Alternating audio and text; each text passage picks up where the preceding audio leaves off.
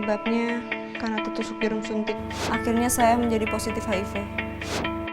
Berperban lah, kapas, selang-selang rumah sakit tumpukan sampah. Limbah medis yang habis dibakar, abunya saya buang aja ke tempat sampah. Kalau sore itu asapnya sering ngebul, baunya menyengat, kayak plastik kebakar gitu.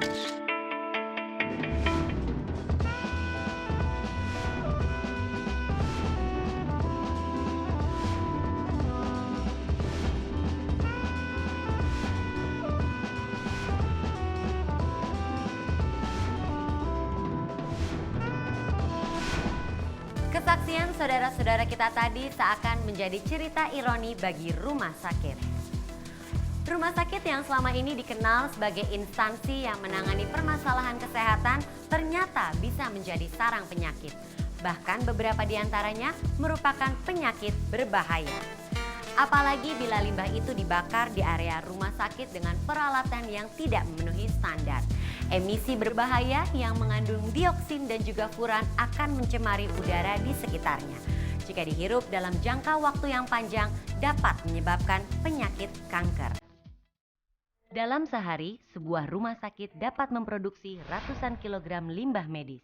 Di antara limbah tersebut, sebagian mengandung berbagai virus penyakit yang menular dan berbahaya. Bisa dibayangkan apa yang terjadi bila masyarakat melakukan kontak langsung dengan limbah berbahaya tersebut. Tentu saja penyebaran virus penyakit pada masyarakat umum dapat terjadi karena mereka awam terhadap bahaya penularan virus penyakit melalui limbah medis padat ini. Hal ini tentu bukan permasalahan sepele dan harus ditanggapi dengan serius. Di sisi lain, kelalaian masih sering nampak dalam penanganan limbah di rumah sakit.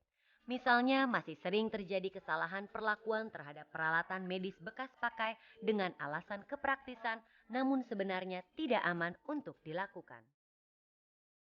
Lebih berbahaya lagi jika limbah medis tersebut ditumpuk begitu saja bersama dengan sampah lain di tempat pembuangan sementara sampah di rumah sakit. Departemen Kesehatan menekankan pada pengelolaan limbah medis yang baik sesuai standar dan ketentuan yang berlaku. Hal ini tertuang di dalam Keputusan Menteri Kesehatan Nomor 1204 Tahun 2004 tentang persyaratan kesehatan lingkungan rumah sakit yang pada intinya mengatur pengelolaan yang baik untuk melindungi masyarakat dari gangguan kesehatan. Insenerator yang tidak baik akan menimbulkan polusi yang membahayakan kesehatan masyarakat. Oleh karena itu, rumah sakit harus merawat insenerator tersebut sesuai dengan standar atau memusnahkan limbah medisnya melalui pihak lain yang profesional. Memang, masalah limbah bukanlah masalah yang bisa dikompromi seiring dengan tingginya aktivitas medis rumah sakit. Ada standar-standar tertentu yang harus dipenuhi pihak rumah sakit dalam mengelola limbah medis padat mereka.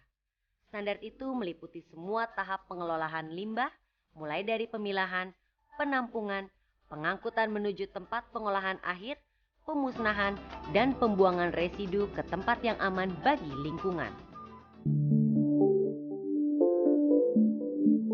PT Jasa Medifast sebagai perusahaan yang bergerak di bidang manajemen pengelolaan limbah medis padat hadir untuk memecahkan persoalan dalam pengelolaan limbah medis padat dengan terpadu menggunakan peralatan standar internasional yang mutakhir, lulus uji, serta memiliki sertifikasi dari pemerintah dan tentu saja ramah lingkungan.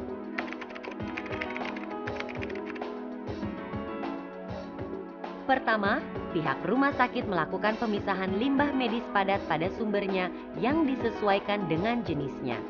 Kemudian limbah medis padat yang sudah dipilah tersebut dimasukkan ke dalam wheel bin. Wheel bin ini akan diambil oleh pihak Jasa Medifast untuk ditimbang kemudian diangkut ke insenerator untuk dimusnahkan.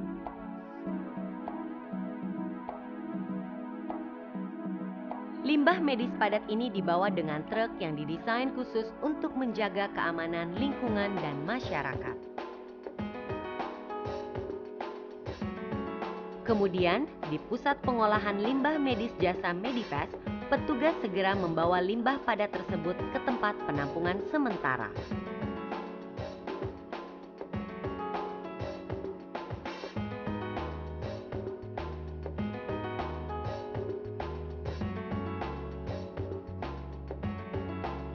untuk kemudian dibakar menggunakan insenerator yang memiliki standar internasional, sehingga limbah medis padat dapat hancur dengan sempurna.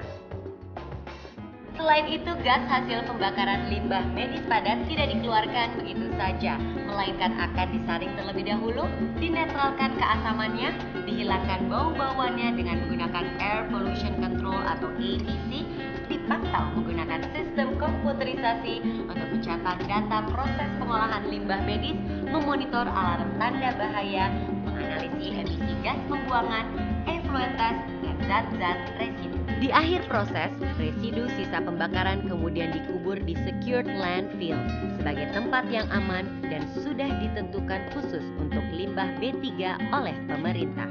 Seluruh proses ini dicatat dengan rinci dan ditangani oleh tenaga yang terlatih. Hal ini memastikan kalau proses pengolahan limbah medis padat yang dilakukan oleh PT Jasa Medivest benar-benar efektif, efisien, aman, dan juga tidak membahayakan lingkungan serta masyarakat. Saya merasa ada berbagai manfaat positif dalam bekerjasama dengan pihak PT Jasa Medivest. Unit transfusi darah sebagai instansi kesehatan kini dapat lebih fokus memberikan pelayanan darah tanpa perlu dipusingkan dengan risiko pengolahan limbah medis yang tidak baik. Setelah bekerja sama dengan PT Jasa Medivest, rumah sakit kami mampu memenuhi persyaratan dalam pengolahan limbah medis padat sebagaimana diatur oleh Keputusan Menteri Kesehatan tentang persyaratan kesehatan lingkungan rumah sakit. PT Jasa Medivest juga menyediakan pelayanan pelatihan penanganan limbah medis padat bagi tenaga medis dan petugas kebersihan rumah sakit yang sudah menjalin kerjasama. Dengan demikian, para karyawan tersebut dapat terhindar dari kesalahan dalam menangani limbah medis padat.